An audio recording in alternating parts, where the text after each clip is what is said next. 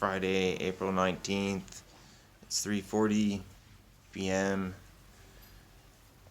Cardinal ReadyMix has been making a lot of noise just all day long, from like 5 o'clock in the morning till now. It seems like they're trying to make as much noise as they possibly can.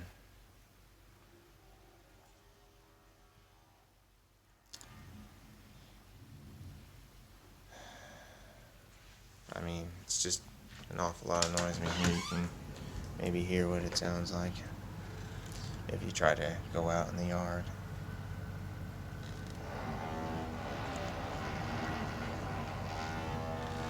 I mean, this is it's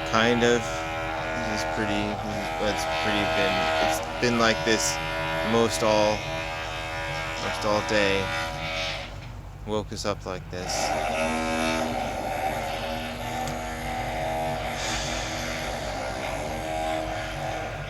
When's it gonna stop?